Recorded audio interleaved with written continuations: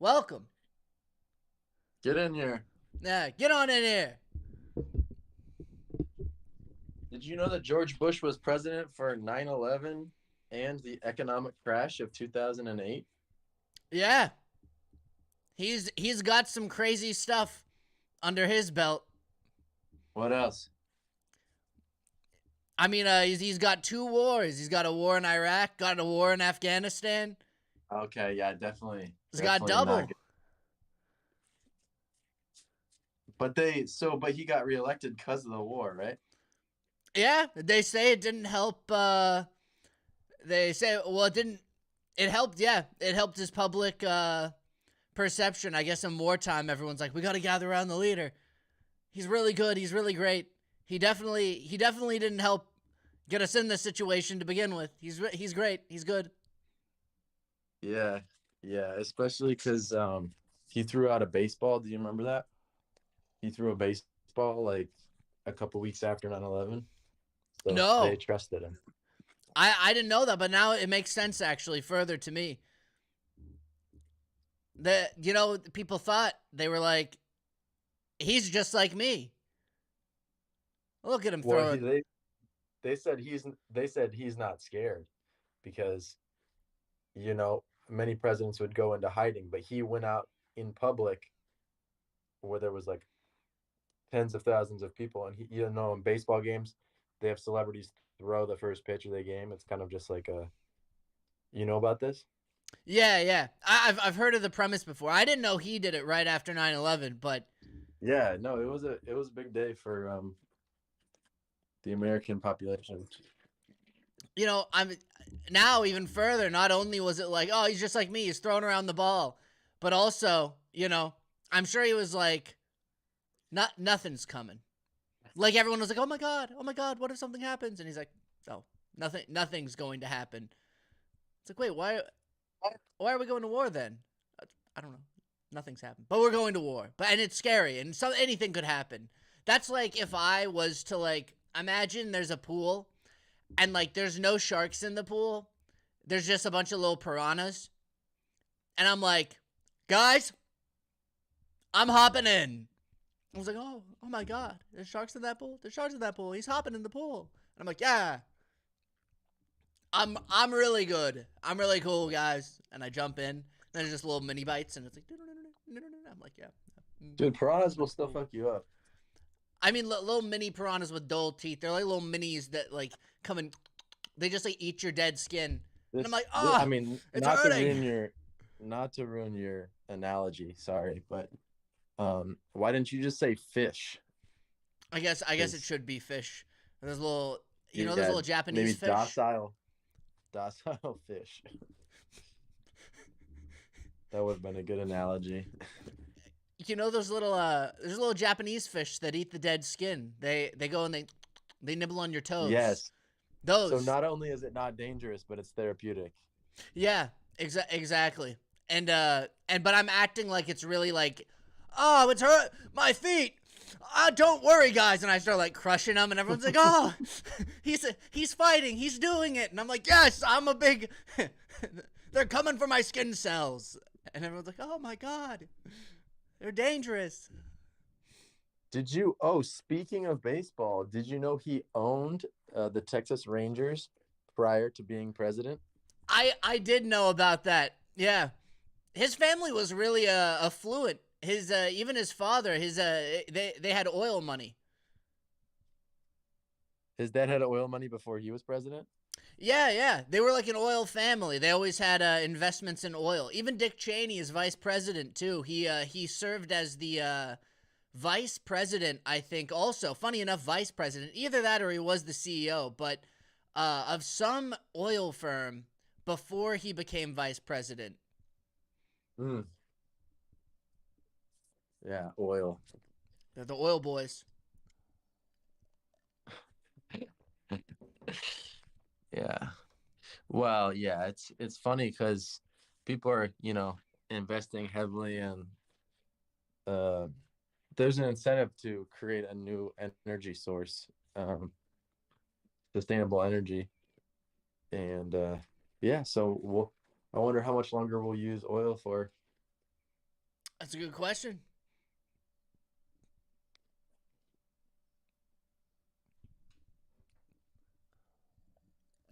I think probably 10 years. I hope so. That would I as fast as we possibly can. That would be good. I don't want to But cook. 10's pretty fast. 10 is pretty fast. That's like an optimistic outlook too. I like it. I don't want to fry. I don't want to cook. I, I think it's realistic. I don't think you're gonna be frying. Well, yeah, true. I won't be the one. There'll be somebody like, and it'll be like a great like not ancestor, just like just yeah, way down the line somewhere. Be like, I'll be their great grandfather, and they'll be like, why? I'll be like, I don't know. Sorry. Wait, you're gonna have great grandchildren? I don't know. I maybe not.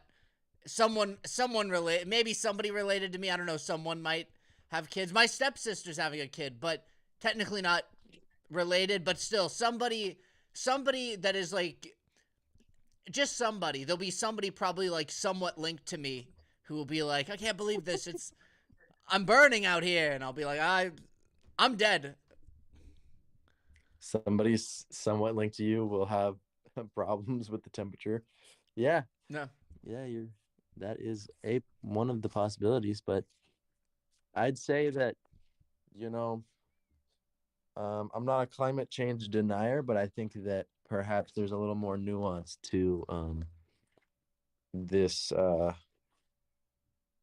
this experience of the temperature change and the climate change, and the fact that we've exacerbated something that we've just made more extreme, because it's not just warming, right? It's just more extreme temperatures that we're experiencing, right?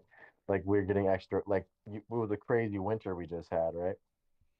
Like with the you were so cold and there was storms and things, right? Yeah, that is part of like global warming though too.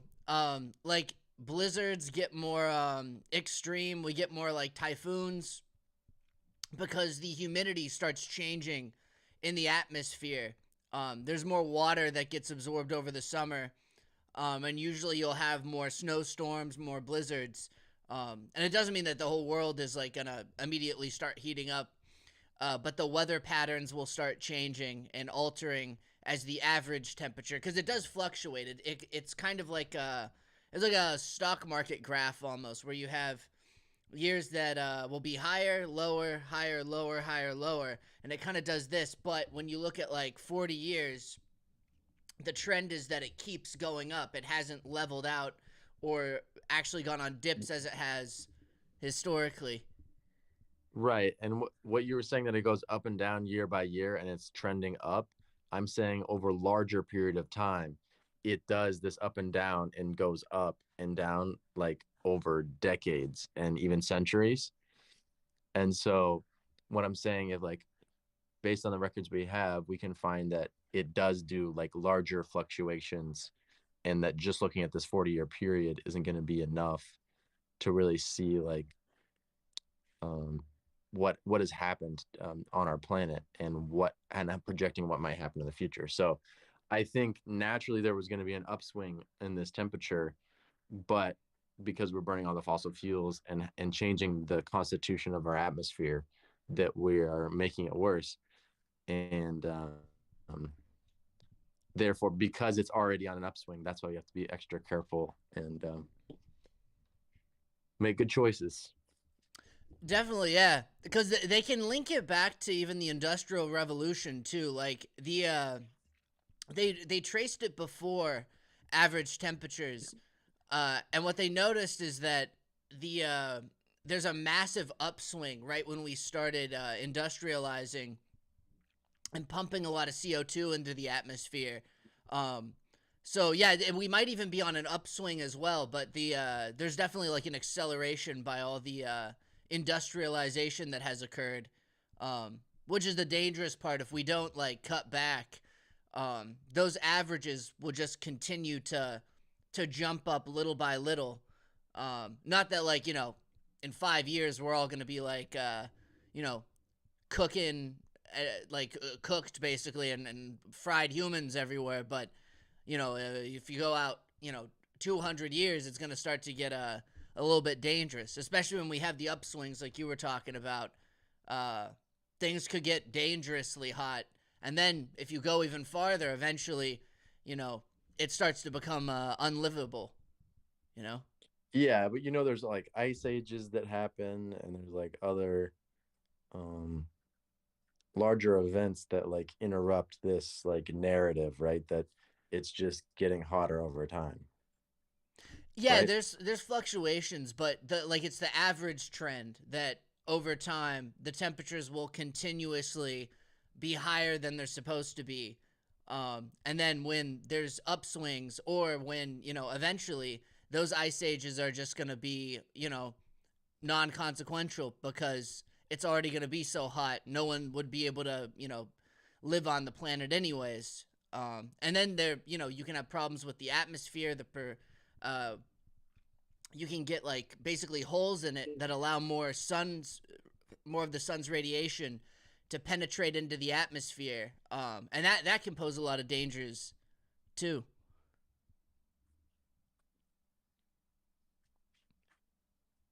Yeah, I think the model you're working with is pretty good, and I think there's more that you could add to it. I agree that I agree that there's definitely like changes and swings. uh I'm just saying, like, it's like long term dangers, and not necessarily that, again, like short term we're all gonna be Well, yeah, but a all bad yeah, but situation. basically all I'm saying is we don't know like the overall patterns of how things work over uh thousands of years. We actually don't know how all that stuff has happened. And now we're starting to do scientific research on this stuff, and we think, oh, there's the stuff with the atmosphere, there's specific gases, fossil fuels, and now there's this one correlation with the industrial revolution, but like we don't actually know what's causing this, how much humans are doing this, um, if there's stuff that people are doing outside of the scope of what the public knows about, and how that might be affecting um, this climate situation. You know, like not everything is in the public domain, and then now we're going to be using the information from the public domain to try to create a complete model on what's happening, and it's not exactly possible, you know. It's definitely like it's not possible to know everything about how everything in the universe works. That's like, yeah, the pursuit of science. But I do think it is like there are concerning things.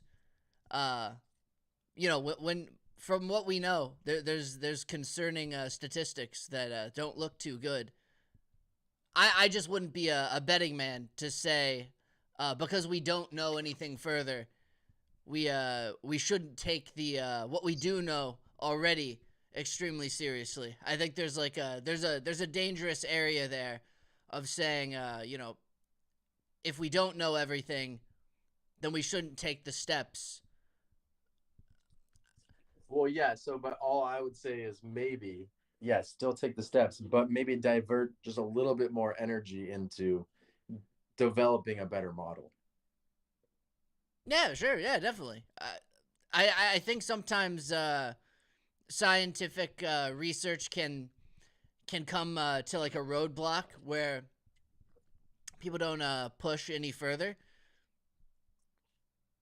I'm always someone who, if there's like increasing research funding, that's massive. Super important.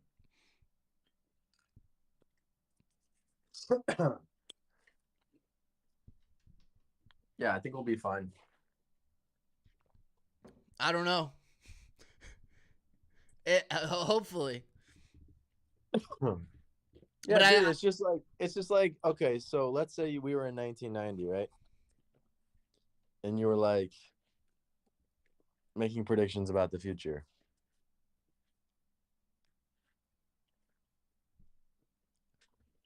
Not What are the predictions, just like what, what are the chances? What are the chances that you know what would have happened in the next 30 years? it depends on the founding. I think like somebody can look at where we're headed and can say, based off of all the like knowledge we know today, maybe you could do like give like a percentage chance, right? Like I don't think anything's set in stone. I can't give an exact like this is going to happen. Um, you can more so probably just say, oh, this looks like it's heading in this direction. Um, maybe there's a probability that this could happen or this could occur. Not that it's 100%, but 60, 70. I don't know. Yeah, but you know what I'm talking about, like the internet and stuff, and like privatized space travel, and like this thing where people will stay at other people's houses without ever meeting them, um, or get in their car and trust them, strangers. Yeah, there's definitely like a trust component in that too. It's a probability, I guess. I would say a pretty small probability that you run into like a psychopath, if that's what you're talking about. Like you're getting into someone's car and you're saying this person is not going to take me to the woods and throw me in the ground. I guess, yeah. Like That yeah, would if they were gonna do something to you, that would have been one. That's one of the nicest things they could do. yeah. You never know. Like maybe I want to be in the woods. Hmm. I never said Yeah, that. you You're just right. I never said that they killed me. It's to be fair right, and say, but just threw you on the ground. yeah, into the sticks. Yeah, Yeah, soft. They were soft sticks. they were. He even like. I was trying to go camping. I didn't realize that like in the notes last time I said, "Hey, I'm trying to go camping," and I forgot to erase it, and it just kind of copied and pasted into the next Uber that I took, and I was like, "Oh, I'm going camping again this Yeah, week." but all I was saying was for the predictions, like in the '90s, if you were to predict based on the data you had, would you ever think that there would be Uber and Airbnb and privatized space travel? I think so. Well, there's some people who made like predictions that weren't always 100% accurate, but like pretty close. You know, there's every now and then there'll be somebody. Were those mainstream predictions? No, not all the time. It depends. Sometimes, but sometimes not at the same time. There's also like the housing crisis. Like for instance, was predicted by somebody who wasn't like was a mainstream investor. I think his name was Michael something. But he was a That's mainstream an investor. interesting But last name. yeah, no, Michael something. It's a strange name. I think it was like Barry or something Barry. We'll just say something Barry. Michael something Barry. And that guy was like a mainstream investor. Now, given no one trusted him at the time, people said that he was bullshitting and that uh, you know he didn't know what he was talking about. But there was other people around as well that also called it. So I guess it's kind of like a revolt within the mainstream that eventually becomes recognized once the data trends start to really take place. Um, but it depends what the motives are because they denied that for a long time. But I mean, same with the environment data when they first came out with that in like the 80s and the 90s. There was a massive pushback from institutional politics, and it took them like a whole entire decade to really see more data come out and say, well, this is a problem. And even now it's debated, to what extent. Now it's like accepted that changes are happening, but there's still like this not complete acceptance. Like you'll have varying degrees of this is a massive problem to this is a problem, but we don't need to worry about it in the short term. So I think it's Hmm. on a scale. It kind of depends. So you're saying you can kind of predict the future? Depending, not always. I think like you can make a semi accurate prediction it's not that it's going to come 100% true, but you can kind of I guess you can look at what data trends are looking like, and you can kind of give a best estimate as to what could occur. Yeah, I'm not sold on that. It's not always going to pan out. Like it's not 100% certain. I, I agree with that much. No one can predict the future. Like that's 100% true. That's why I'm in this time of increasing diversity of thought and less trust in authorities. I am studying ancient belief systems and honestly just walking the opposite direction of I think what is uh, the standard direction of those who are following the train of whatever we believe like the overall culture is. Um, yeah, without the proper context, we're not going to really have any ideas of what's important. Or I mean, like ultimately, like we don't know what's happening, dude. We have no idea. We show up to this planet. We have like other things that look like us teach us stuff, and then based on what they tell us, we act in the world. And I think like I don't know, this dude, like, this guy, I don't know if he made it, but this guy, Thomas Edison, he was like, okay, there's electricity, and he made a light bulb, right? There weren't any light bulbs before that shit. And so like everybody that's like projecting, oh, the candle, they just made this new innovation, this candle wick burns, you know, for 3 hours longer, and it's like, oh, this is gonna be revolutionary. Everybody's gonna buy my candles, but they got fucked. Yeah. Those candle skimmings got fucked, right? Because they were thinking they knew what was gonna happen. So I mean, I'm just not like I'm just not really into like really thinking we know.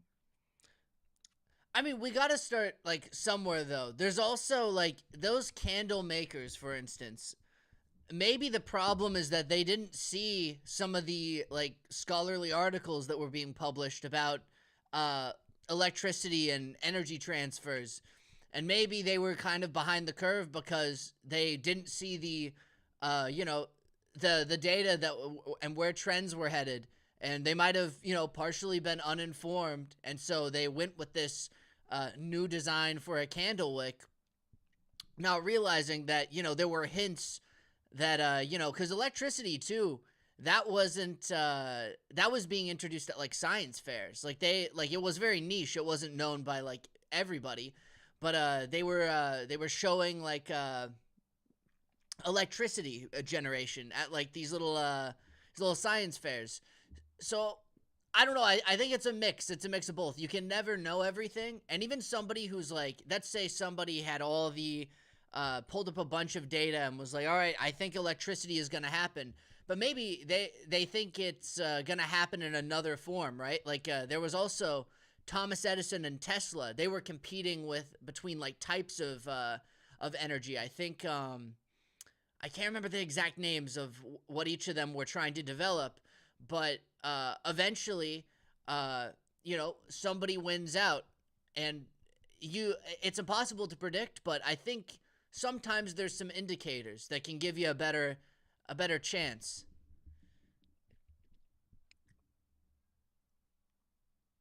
Yeah, but who's going to be telling you about like the those ideas, electricity, light bulb, like where do you go to get that information like as it's coming out? Because it like there's the initial person that's like, oh shit. Like imagine you know enough about how the universe works to develop electricity, right? And you're the first person that ever does it. There's going to be like this wave of disseminating the information like through the people he knows. He tries to like go on to events and things, and like how do you go to events like that to where you know what the new and emerging technology is going to be. I mean, part of it is connections. Like oftentimes people who are um within like an institution itself will have more knowledge because they're around the people who have access to certain, sets of information that other people don't. For instance, Thomas Edison was working off of like, many other people's work to, develop electricity himself. Uh, I guess it's all influencing one another. It's all like, we don't know everything, but there's foundations that, stay truthful and kind of sometimes built the foundations of other things. I think a lot of things are really interconnected, and we find out new things. Not everything stays the same or ends up being correct, but there's always kind of this base level of things that I don't know, help contribute overall in the long run. Yeah, but to be on the cutting edge, I feel is like um, the most important uh, for many reasons. Just for pure like for the sport of it, like of the fun of like seeing what humans are making and creating, right? But also financially, like this is how like uh like now, especially in this current age, it's like technology, right? It's all digital, but like there's a guy, and I'm just assuming he's a guy. He made trains. That's so dope, Yeah. right? And that's now like there are trains all over the world. That dude's family, unless they fucked up his business, is great, right? But if he was a horse and carriage guy, and he's just his dad did the horse and carriage thing, and he was just keeping up with the business. So that's the thing. Where's this information? Where is it coming from? Who gets the good ideas? And how do you talk to them? Well, some of those guys don't even. They're not even the ones who invented it. So a lot of the inventors even get screwed. Like the guy who was a monopolist for the railroads in this country didn't even invent the railroad. Like trains. I can't remember who. Oh, who was the railroad monopolist? I want to say J.P. Morgan, but I know he Yeah. was. I can't remember who it was. It might have been. I think he was involved in railroads at one point too. Um, but those guys aren't even like, responsible for creating the technology. Sometimes even like with something like the train, it's a ton of different people's work who come together to create it. It's a collaborative effort. They're taking information from previous, great engineers, scholars, disseminating different scientific information. And because of those guys' education, but also their ability to think of new things and innovate, uh, they can like progress the field forward through innovation. But it takes a lot of people. It takes a collective. Yeah, so but then there's the guy, like let's say it was JP Morgan. He knew what I'm talking about. He doesn't have to come up with the ideas, but he's got to talk to the people that have them. And I don't think that's first page news, right? Yeah. It's not first page news, the new stuff, the new discoveries. So like it let's say like where would you find where would you learn about the new discoveries of what's happening here um on planet Earth? There might be a lot of factors. I mean, one, you have to have the capital. A lot of people who start ventures like that already have a massive amount of capital and purchase the rights to the whole entire industry. But then they also have to know that the industry is going to be successful. Sometimes it's a guess. Sometimes it's working on different sets of information that other people don't have. I mean, your social group is a massive part of it. If you know other people who are in just industry and are in, are in basically financing these massive capital operations, you can, you can talk to competitors, you can look at what they're doing. You have more resources to actually like send out people to collect information for you, survey the scene. There's many things that like a lot of people can't do, and I guess to a certain extent today you can. People, bid on the market all the time. They try and invest in things and predict the future, which no one ever has really gotten perfect. But I guess there's a lot of different things. Some people like will read mass amounts of just financial news. They spend their whole day just combing through the daily news, combing through financial articles, trying to disseminate what's going on. And I guess there's multiple different ways to go about it. Some people get more information. They're definitely there's people who have an easier time with it, and then there's the masses who will always have less access, to information. Wait, but where do you think this information is coming from? All over the place. You'll have sometimes it's a news source, sometimes it's like a financial institution that sends out these news articles, different opinion pieces. Sometimes they're motivated too. They're not even really accurate. They're trying to portray a certain narrative. Then you have scholarly articles sometimes.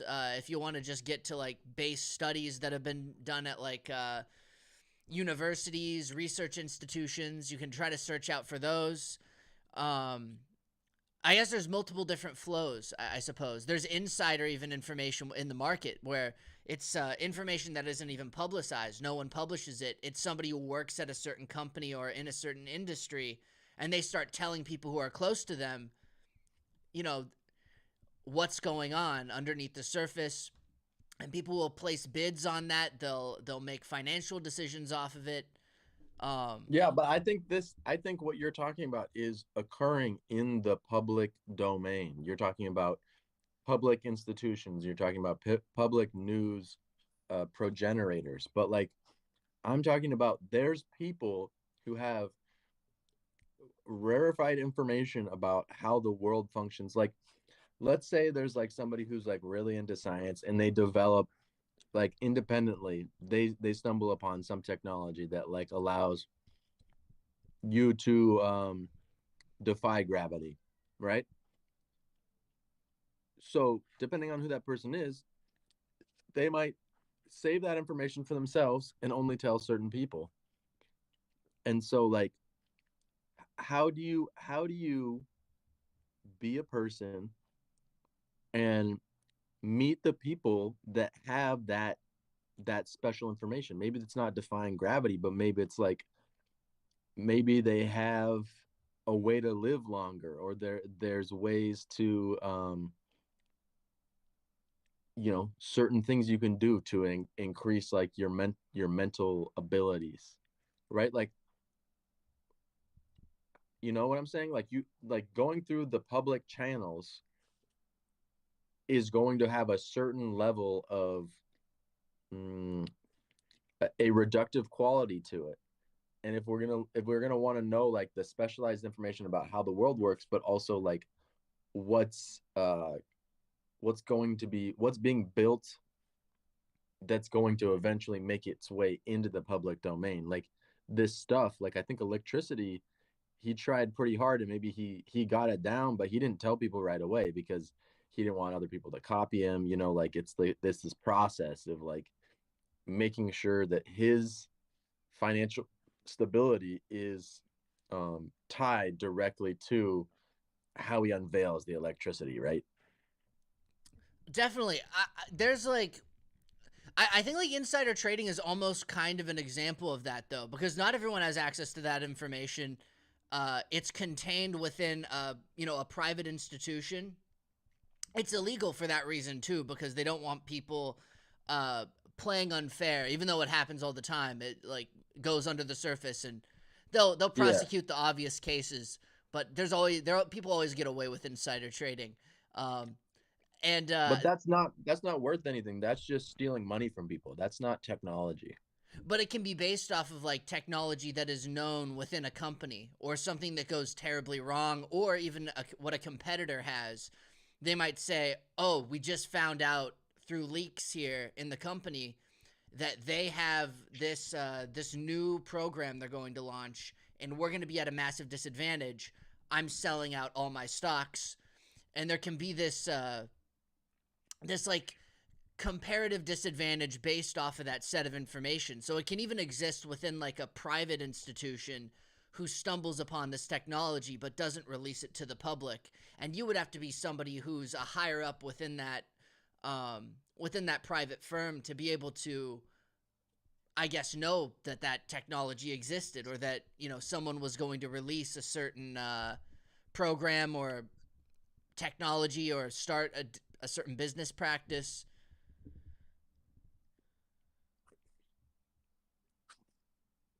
Yeah, so you're saying you would need to know these people, or you would need to be already in this business and be successful in it, or at least know the people who are successful.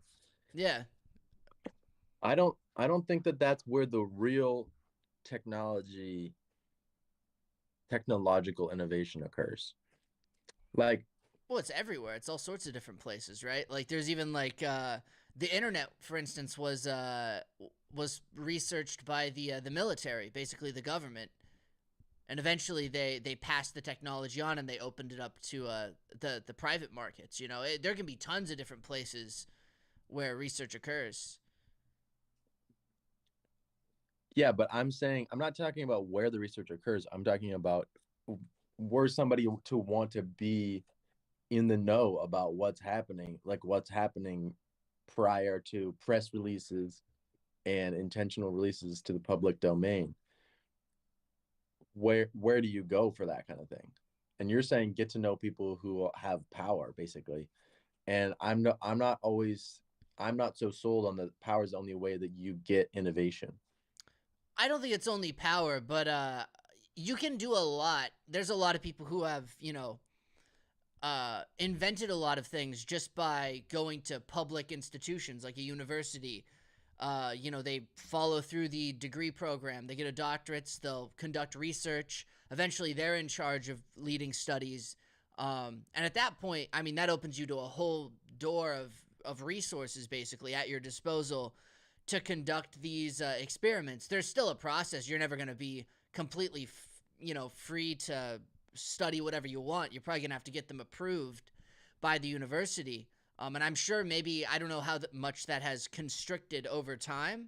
Maybe it was more free research before. I can't really say on that front. But if somebody wanted to be on the cutting edge of, I suppose, research, my guess would be you'd want to go to the institutions that do that research, and that have the resources to provide you with enough, you know, capital to do them, I suppose, and enough resources, mostly. But I think there's multiple different places where it can occur. Governments do research, private firms do research, public institutions, universities do research. Sometimes they work together too.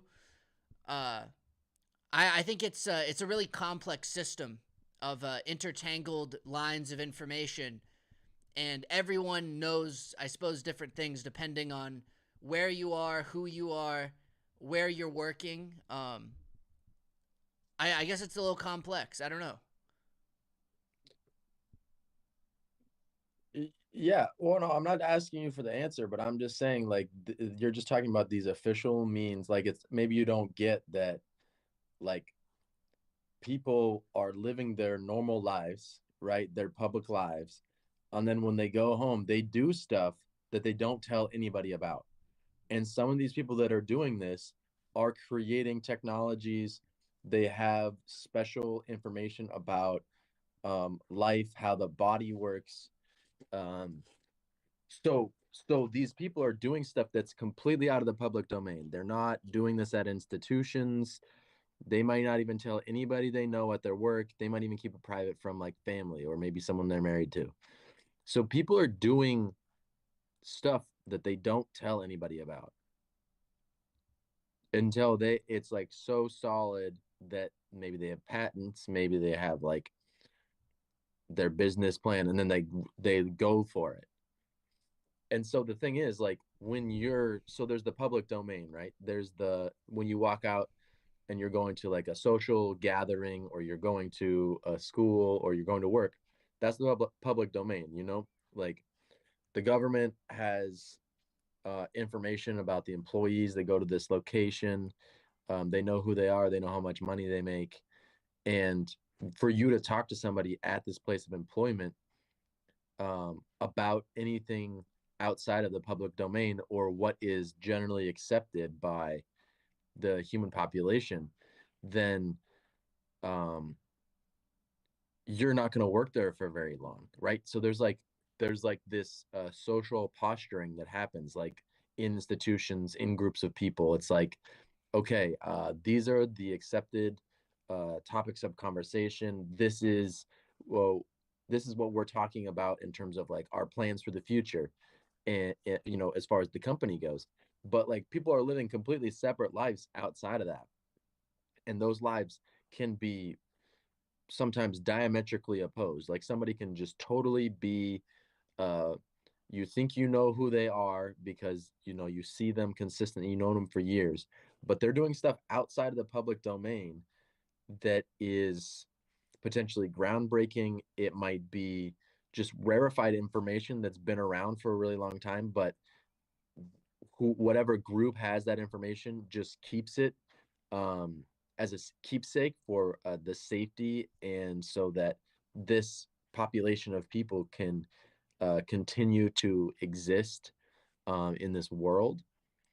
And so, like, I'm just wondering, like, you go out to the public domain to meet other people, but then going from the public domain into, I guess, people's real life, or people's, especially the people who have that elite technology and they're developing it, like, or the elite information, like, what what kind of people do they invite into their inner circle?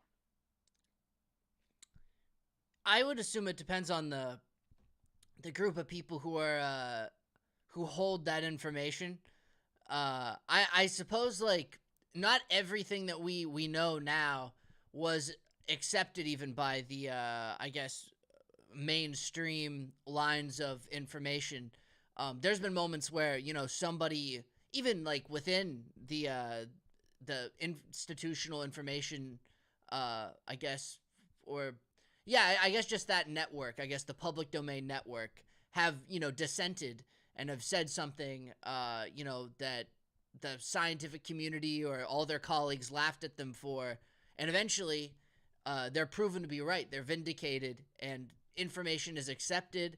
And I'm sure, yeah, it happens outside of that sphere too.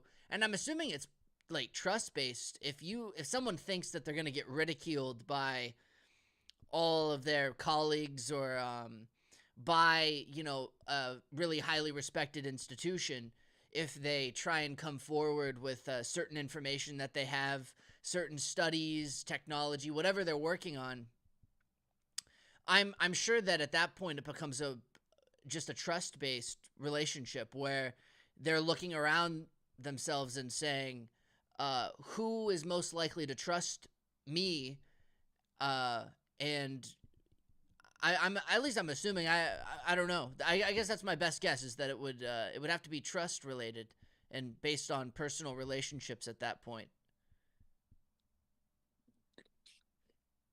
Yeah, and I think you would have to demonstrate like that you are a stable individual. I mean, that's like, I think, a good foundation for trust, I guess. And like, yeah, you're right. I think also it's kind of just being quiet, to a certain degree. Like, you can be an extrovert and be funny and boisterous, but like, I think that perhaps uh not saying, just not causing any problems that don't, you know, just staying out of the way, you know, a little bit, like, allows you to be like a safe person for people to tell you stuff. um Yeah. but yeah, I mean, I want to know, I want to know the stuff the secret stuff.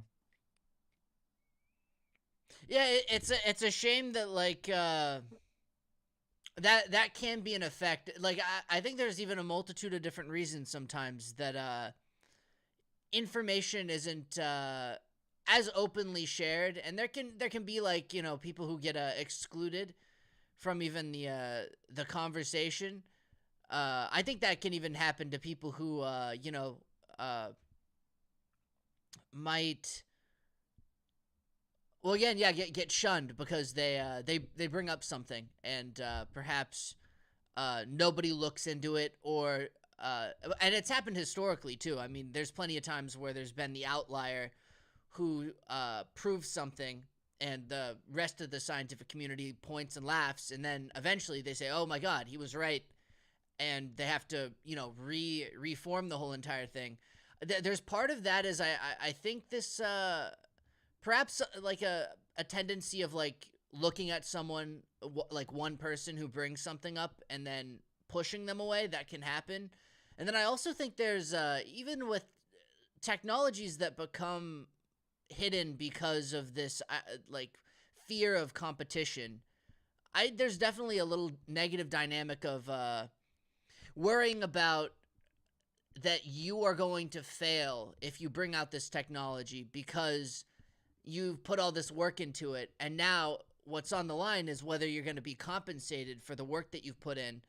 um because there's doing it for like humanity as a whole, but everyone, we live in a system where everyone's trying to survive. People want to save up for retirement. There's always like monetary pulls, and so there's like becomes this fear dynamic. And I think that can cause somebody to probably not share with somebody. They'll say, I know this, but can I trust this person?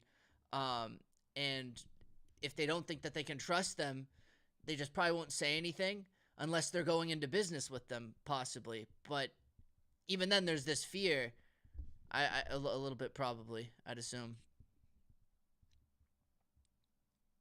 Yeah, I mean that's why you would protect it. But I mean also it kind of makes sense that you would want to be compensated, and based on the model financially that we have right now, it's important to have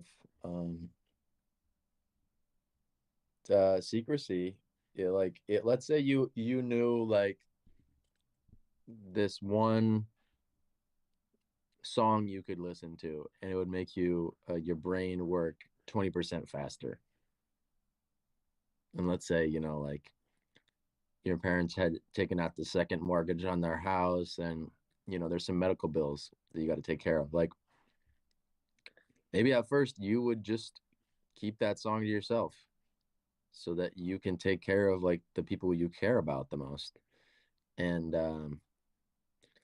I don't it's I think it's partially fear, and I think it's also partially a result of the systemic uh infrastructure. It's just like, oh, you gotta, it's kind of like this is just capitalism, just like every person for themselves, like go. Definitely, yeah.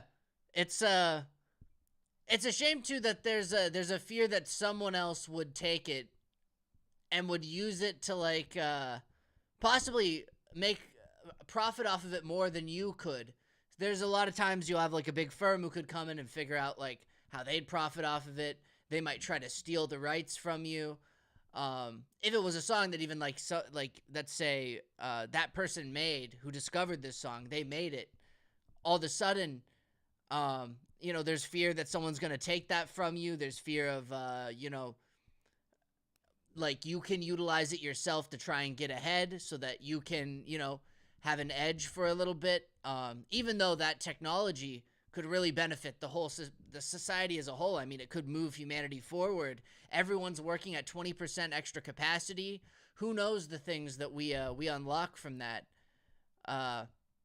So yeah, it's a little bit of I don't know what kind of things could be implemented to make it, because I always think like especially like what they say at a university is that it's the pursuit of like freedom of knowledge is like the idea. They want to make information readily available, and they also want to make it so people share things openly, right? So that they're not afraid to share things and share their opinions. At least that's what they state. Like I think the president even sent out an email because there was a strike here for the union workers, and there was something else. There was the encampments for the Palestine things, and basically it went on this whole thing of like we respect each other's like views and opinions, but more than that, we're supposed to stay as an institution that's built off of like the freedom of learning and trying to forward learning, trying to forward research, trying to forward different ideas coming together, and making all of that information publicly available, which is ironic. You pay for the information. Everyone has to. It's not really free. It's not free information. But then even some of the information gets excluded too. So it isn't the idea is there, but it doesn't really work in when you look, at what it's actually doing. Yeah. I think at first you gotta make sure that if you worked hard on something and you live in this country, you gotta make sure that you have all your ducks in a row before you bring it into the public domain. But you don't need to get greedy either. It's not one or the other. Definitely, some people do. I think sometimes it can the greediness can evolve from somebody also being afraid to release it. Maybe they're in a tough position, and maybe then they think they want to profit from it, and then that mindset kind of starts snowballing into more, Mhm. more, and then all of a sudden it's this massive rolling snowball down the hill, and they're Yeah. just acting in that framework the whole time. Mm-hmm. Yeah, that's definitely a possibility.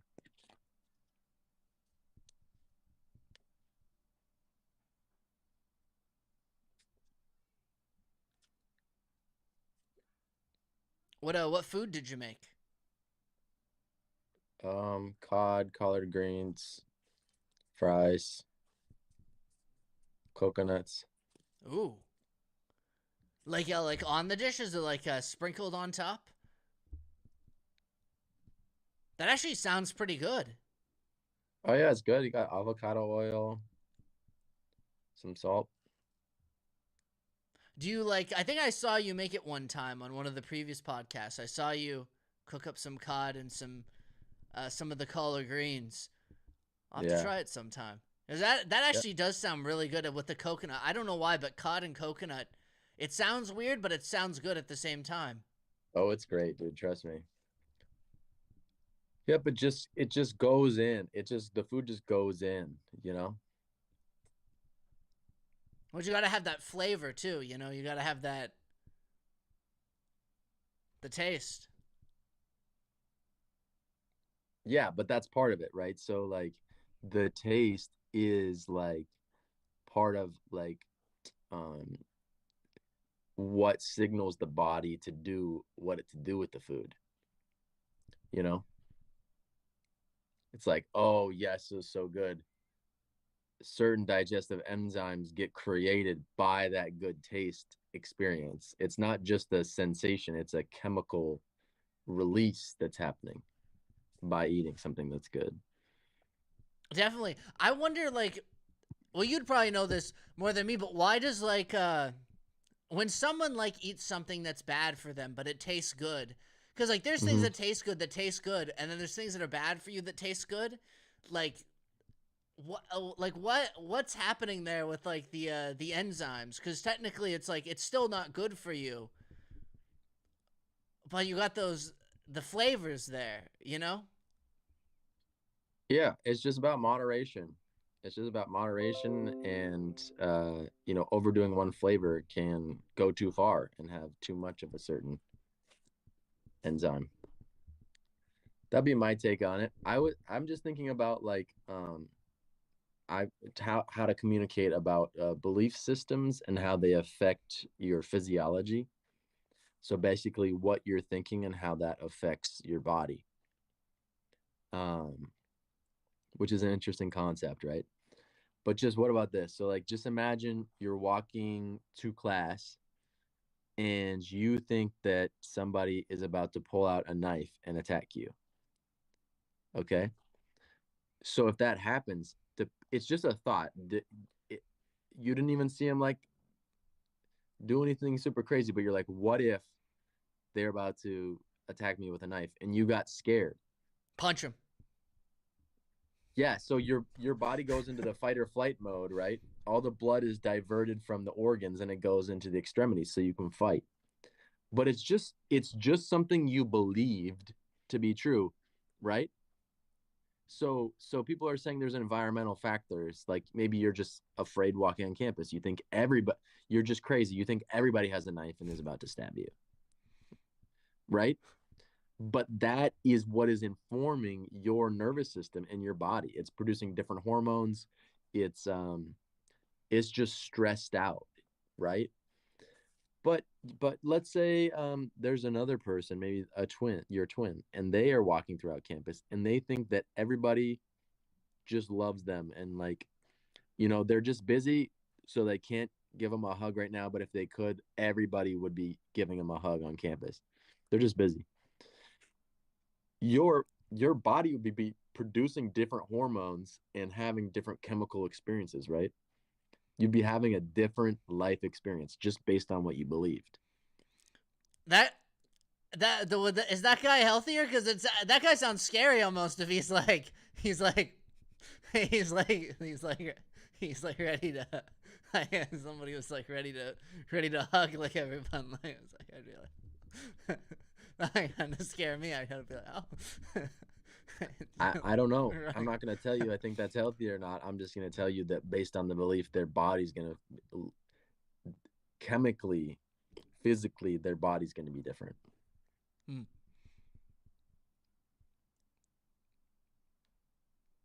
That's interesting. I think if I thought someone was gonna pull out a knife, I think I'd run away. I don't think I was like, I thought it was funny. I was like, I'd punch him in the face, and then I was like, no, I'd be running. I'd probably the blood wouldn't go into my arms. They'd go into my legs because I'd be out of there immediately. But yeah, so I mean, at the same time, we can think about depending on if we believe someone about our environment, and that's going to change our physiology. Also, if we have different beliefs about our food, it's going to have a different effect on what that food does in our bodies.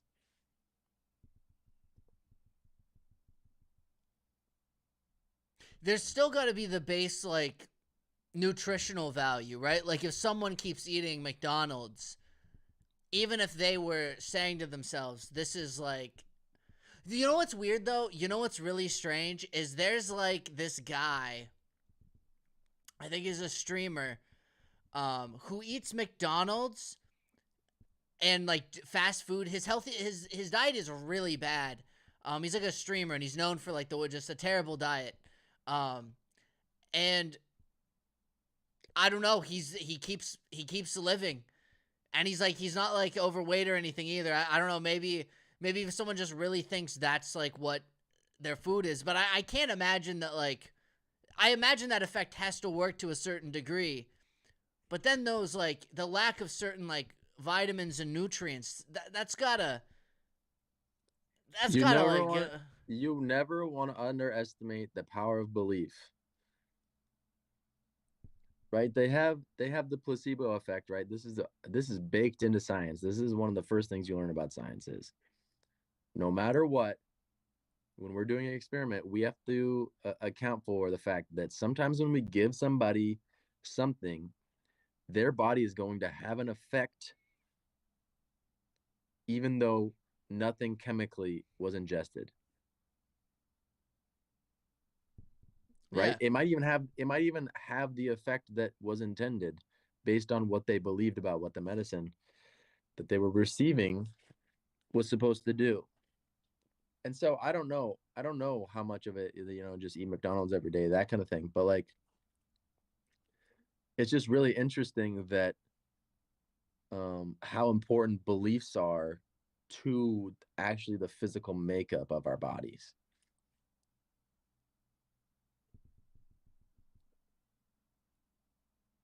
Yeah, that and it is interesting because there are some people who like really weird cases sometimes, like people who do like unhealthy things and like they just kind of they keep going. Like sometimes even like just surprising diets where there's a guy who like was only eating mac and cheese. Like this is even a more extreme example where there's a guy who only ate mac and cheese, but it was a problem because it was like well the person said like that someone said like this right now is like seems like it's doing like minimal damage, but later on it could do more damage as you get older. And maybe that minimal damage is from the guy like that up until the point where he realized maybe it wasn't affecting him that much because to him mac and cheese is just what you eat. You don't eat any other foods. You just eat mac and cheese. And so the damage was minimal because it may be sure maybe some of those like chemicals over time, your body's still ingesting all these like fake artificial things. But I mean, hey, I guess like to him, his body was like, this is the only food that there is. This is the food. Yeah. Yeah. It's just what people's bodies and minds think about what's happening, and then the bodies are responding, Like, I don't know where the beliefs are stored in the brain, you know? And we don't know exactly where memories are stored either, but like the brain is telling the endocrine system, the hormone production system, it's telling that what to produce, right? And like, like just based on giving a single person a single hormone, they can have incredible changes to their physical constitution. Like, for example, if there was somebody who was born female and they're transitioning to male, and you give them just some cream that they wipe on their arm, it's testosterone that they put on there, and it seeps into their bloodstream. That can make their voice lower. It can increase muscle mass. It can uh, facial hair growth, right? So the natural hormone production in your brain is based on um, what you're experiencing in the environment, right? So like if you're lifting a lot of heavy things, like your body's experiencing a lot of stress and force being put onto your skeletal system. So it's going to produce more hormones to create larger muscles to respond to that stressor. But also they have this thing where there was people that was just really intensely imagining that they were working out. They were just like, and they were even like making grunting sounds. But they even what they did was they locked them in a cast, so they couldn't even move their arms. But through this experience, like through this emotional experience and like this visualization, their bodies believed that they were experiencing something that wasn't physically happening to them. And so those people's muscles also got bigger. That's interesting. Yeah, I guess even to that extent, your brain would be sending those same impulses that you'd receive when you were lifting the weights. If you truly believed and you convinced your body that you were actually putting stress on your muscles, your body's going to respond in the same way that it would by trying to repair the muscles, even if no actual like strain has been put on it. That is interesting. Yeah, dude, the power of the mind, so crazy, crazy. I gotta say though, that guy who ate mac and cheese, he can't be having good shits. Those have got to be terrible. Like, no fiber or anything. Like and maybe he's convinced himself that that's normal. But those have got to be. That's got to be so bad. Yeah, yeah. There's some fiber in wheat, I think. Yeah, I guess there is a little bit of fiber. Can't imagine without like. I get your point though. All right, I gotta get going. Oh, that's right. Almost 5:30. Well, we'll end the episode here. Thank you guys for watching, and podcast time. Get in here next time. Get in earlier. Hey, Yes, get in here.